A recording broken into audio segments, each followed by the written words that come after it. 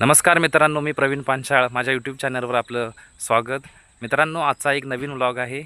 शेतामध्ये रानडुकरं किंवा इतर प्राणी नासधूस करतात शेताची. तर त्यासाठी आपल्याला एक बुजगावणं तयार करायचं आहे शेतामध्ये. जनावरांपासून शेतीची सुरक्षा करण्यासाठी, रक्षण करण्यासाठी बुजगावण्याचा एक प्रकार आहे. ते बुजगावणं कसं तयार करायचं आणि ते शेतात उभं केल्यानंतर त्याची सुरक्षा कशी असते याचा पूर्ण व्हिडिओ आपण व्लॉगमध्ये पाहू.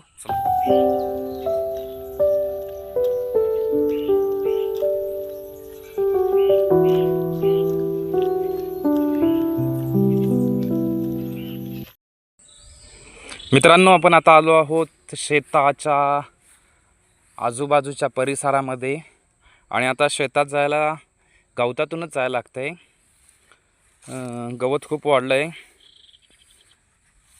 आजपासून मला वाटतं 10 ते 12 दिवस आहेत नवरात्रीसाठी. नवरात्रीमध्ये हे गवत अजून खूप वाढतं. 9 दिवसामध्ये गवताची वाढ खूप होते. त्या गवतातून आता आपल्याला सांभाळूनच जावं लागणार आहे. मित्रांनो, ही आहे आमची शेती. शेतात आलो आहे आम्ही आता.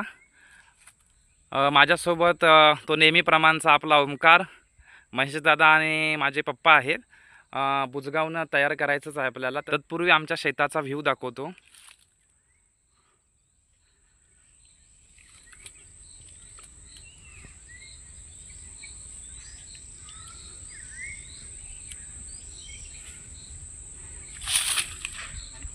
हॅलो,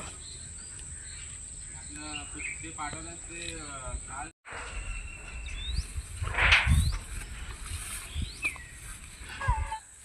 तर मित्रांनो, आता आपण आलो आहोत शेतात. माझ्यासोबत पप्पा आलेत माझे. ओमकार तिथे येतोयच, तुम्ही पाहत असाल तिथून. आणि आता शेतामध्ये आल्यानंतर रानडुकरांनीच जास्त इथे नुकसान केलं आहे. आजूबाजूची जी शेती आहे, आजूबाजूंची शेतीमध्ये जास्त नुकसान केलं आहे. कालच आमचे काका इथून येऊन गेले होते आणि ते म्हणत होते की शेतामध्ये रानडुकरांची आता येण्याची शक्यता आहे. तुम्हाला दाखवतो, त्या एका मळीमध्ये रानडुकरं कालच येऊन गेलेत. त्याच्यापासून सुरक्षेसाठीच आज आम्ही शेतात आलो आहोत. तर दाखवतो तुम्हाला हा शेतामध्ये कशी रानडुकरं त्या शेतीमध्ये मध्ये घुसून कसं नुकसान करतात ते. मित्रांनो, ही शेती आता या 10-12 दिवसामध्ये परिपक्व होऊन कापण्यासाठी होईल. मग हे ते तुम्ही बघताय ना, हे ती बघताय ती शेती उभी आहे आणि ह्या शेताच्या मळीमध्ये पूर्ण हे मध्ये इथे बघताय तुम्ही, हे शेतीतील जे काय रोपं आहेत ती आडवी झाली आहेत, म्हणजे नासधूस झाली आहे या रोपांची. ती या शेतातील रानडुकरांमुळेच. तर ती डुकरं जर अशी करत राहिली तर शेताचे पूर्ण नासधूस होते, शेतीचं नुकसान होतं. मग यासाठीच आम्ही तर सुरक्षेसाठी शेतामध्ये बुजगावणं करायला आलो आहे. तर तुम्ही आता पुढचा शूट पाहू शकता.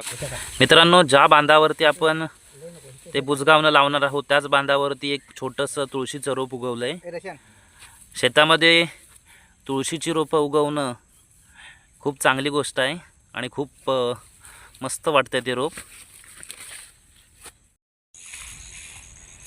मित्रांनो, त्याच्यासाठी बुजगावणं करण्यासाठी आता आपल्याला या काट्यांची गरज आहे. काट्या आहेत. त्याचबरोबर हे जुनी कापड, छत्रीचे वगैरे किंवा आपण जे टाकाऊ कापड असतात त्यांचा वापर करायचा आहे. त्याचप्रमाणे ह्याच शेतातील गेल्या वर्षी कापलेल्या शेतातील हा पेंडा, म्हणजे त्या रोपांचा भात आपण झोडल्यानंतर हे सगळे व्लॉग तुम्हाला नेक्स्ट पुढे पाहायला मिळतीलच. मग त्यातला हा पेंडा अशा 2-3 जुड्या, हे पेंड्याची एक जुडी आहे, अशा 2-3 जुड्या घ्यायच्या आहेत. आणि त्याचबरोबर त्या बुजगावण्याला एक माणसाचं रूप यावं, त्यासाठी हे जुनं एखादं वापरलेलं शर्ट हे पण आपण घ्यायचं आहे. आता पुढे आपण बघत राहू तो बनवायचा कसा आहे तो.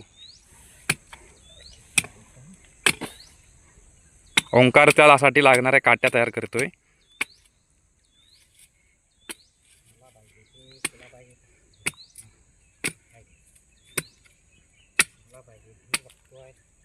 मित्रांनो, त्या पेंड्याच्या जुडीमध्ये आडवी काठी घालून असा आपण त्याचे हात तयार करायचे असतात आणि ते पप्पा हात तयार करतायत, बघताय तुम्ही.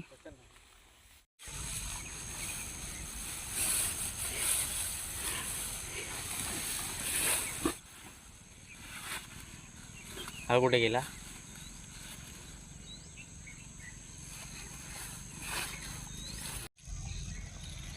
उभं करा.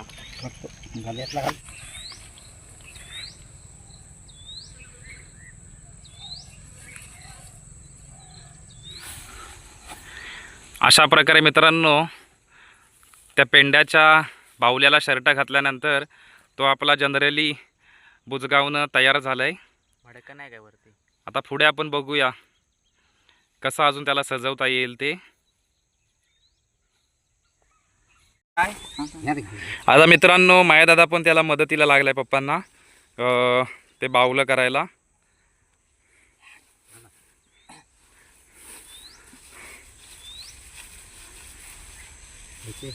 तर बुजगावण्याचा चेहरा करतोय.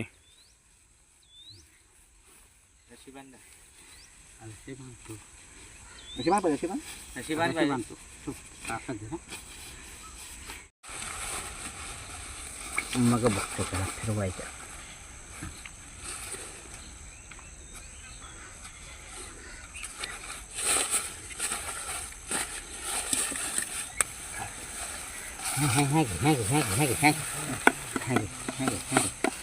हा घे आता हे आता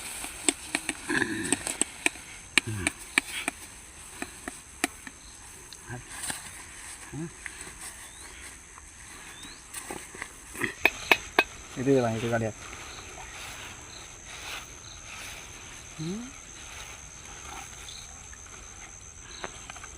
त्या बुजगावण्याचा चेहरा आता तयार झाला आहे. छत्रीचं जुनं काळं कापड यानं आपण आणि गवताच्या सहाय्यानं तो आपण चेहरा बनवला आहे. आता त्याला पुढे सफेद रंग वापरून त्याला डोळे, नाक आणि तोंड काढू, रंगाने पेंटिंग करू, म्हणजे त्याला अजून चेहऱ्याचं रूप येईल. ओमकारही मदत करतोय. मित्रांनो तसं पाहायला गेलं तर खूप भोळा आहे ओमकार. नाक काढ, तोंड काढ. मित्रांनो तुम्ही बघू शकता ते बुजगावणं चेहऱ्यासहित आता तयार झालंय. आता त्याला आपण शेताच्या बांधावरती मागाशी दाखवलेल्या काठीवरती उभं करायचं आहे. मित्रांनो तुम्ही बघू शकता हे बुजगावणं तयार झालंय. फक्त आणि फक्त 10 मिनिटात आम्ही त्याला तयार केलं आहे आणि ते आता शेताच्या बांधावर आम्ही इथं उभं केलं आहे. अजून असं एक करायचं आहे आणि त्या दिशेला लावायचं आहे. ओमकार आमचा त्याच्याशी शेक हँड करतोय, हात मिळवतोय त्या बुजगावण्याशी. नमस्कार. चॅनलला सबस्क्राईब करा. तुम्ही बघू शकता ते बुजगावणं मायादादाच्या सहाय्याने कसं डोलतंय ते. ओमकार त्या बुजगावण्याच्या हाताला प्लास्टिकची पिशवी बांधतोय. प्लास्टिकची पिशवी यासाठी मित्रांनो की ती बांधल्यानंतर जर वारा आला तर वाऱ्याच्या दिशेने ती प्लास्टिकची पिशवी हेलकावे खाते, म्हणजे हलत राहते.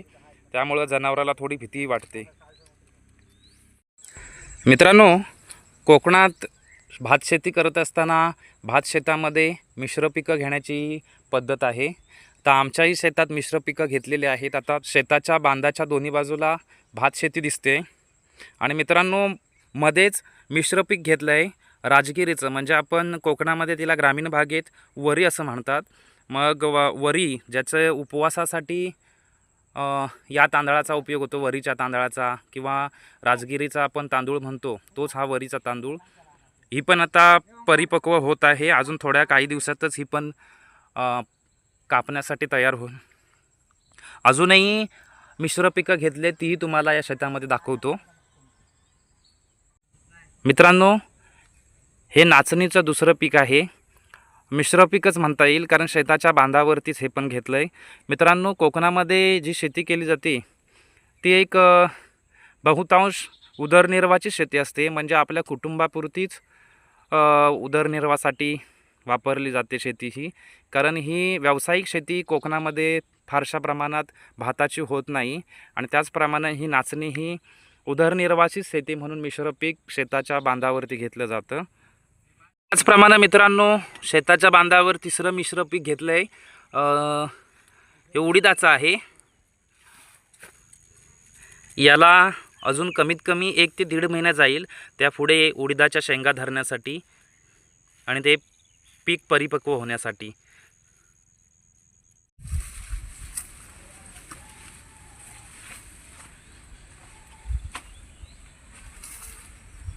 आपलं दुसरंही बुजगावणं तयार झालं आहे. ते शेताच्या त्या बाजूला लावायचं आहे, विरुद्ध दिशेला.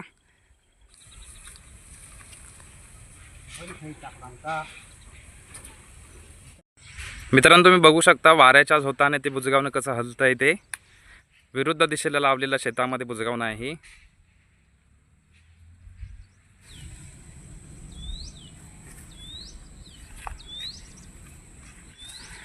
मित्रांनो तुम्ही पाहू शकता या बुजगावण्याच्या अपोजिट साईडला दुसरं बुजगावणं लावलं आहे. 2 बुजगावणं शेतात उभी केली आहेत. त्याचप्रमाणे मित्रांनो जनावरांना शेतातून पळवून लावण्यासाठी अजून एक उपाययोजना केली आहे, ती तुम्हाला व्हिडिओमध्ये पूर्ण दाखवतोच. मित्रांनो ही आहे ती दुसरी उपाययोजना. मित्रांनो हा पातळ असा ॲल्युमिनियमचा पत्रा आहे. तुम्ही बघत असाल ज्याप्रमाणे वारा येतो त्याप्रमाणे हा जोरदार हलतो. ज्या काठीला आपण उभं केलं त्या काठीला आपटल्यानंतर तो जोरदार आवाज करतोय. तुम्हाला येत असेल आवाज, ऐका त्याचा आवाज.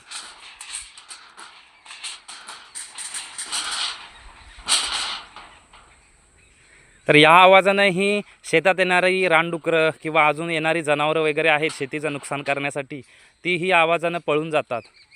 तर अशी आम्ही मित्रांनो ही उपाययोजना आज शेतामध्ये केलेली आहे. तर मित्रांनो आजचा हा पूर्ण व्लॉग तुम्ही पाहिलात. याच उपाययोजनेसाठी आम्ही शेतात आलो होतो. तर हा व्लॉग तुम्हाला कसा वाटला कमेंट करून आवर्जून सांगा. व्हिडिओ आवडला असेल तर लाईक आणि शेअर करायला विसरू नका. आणि चॅनलवरती नवीन असाल तर आठवणीने चॅनलला सबस्क्राईब करा. भेटूया पुढच्या व्लॉगमध्ये. तोपर्यंत काळजी घ्या. धन्यवाद.